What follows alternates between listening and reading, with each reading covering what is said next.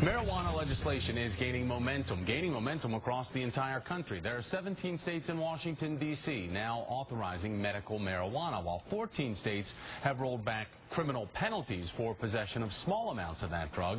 And more lawmakers from Rhode Island to Colorado are even considering legalization.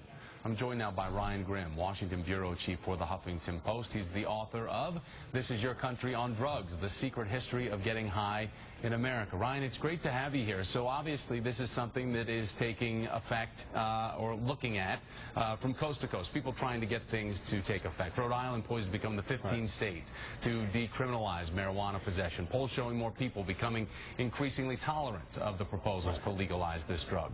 How long do you think that this is going to be in the state before this has to go national?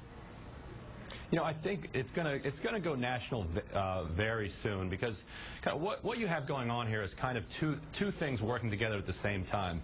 If you think about the way that gay marriage became kind of almost universally accepted, it was a kind of generational unfolding that started, say, in the 1950s with civil rights, and it just kind of every generation was more supportive of it than the last one. That's partly what's happening with marijuana, because as kids grow up, they see that older people had smoked marijuana and they're doing just fine, and then their kids come up and they see that that all of the government propaganda from the 1930s wasn't exactly right. And so soon, almost everybody who's alive, say in the next 20 to 30 years, almost everybody who's alive will have had lifelong experience with marijuana. Not necessarily that they've used it, but they've known people that use it, and that makes them kind of immune to the government propaganda. But the other thing you have going on, though, is that what differentiates it from something like gay marriage is that it's a stage of life thing. If you look at the polling out in 2010, when California voters rejected legalization, the group least likely to support it were people in their 40s. Now, people in their 40s are also most likely to have kids who are about 12, 13 years old. And while it polls high among people that age, when they went into the voting booth, they voted no.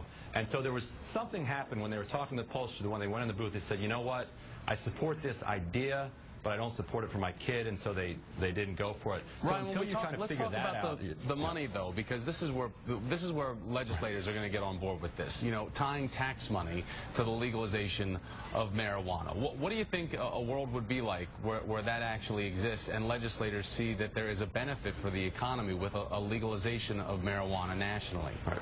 Well, you could save 20 or 30 billion in costs of waging the war on pot, and then if you taxed it, you could raise another 20 or 30 billion. So you're talking about 50, 60 billion swing over the course of 10 years. That's 500, 600 billion dollars, and that's actually real money, because right now, said that these Simpson Bowles and all these other commissioners are trying to trim $4 trillion over 10 years from the deficit.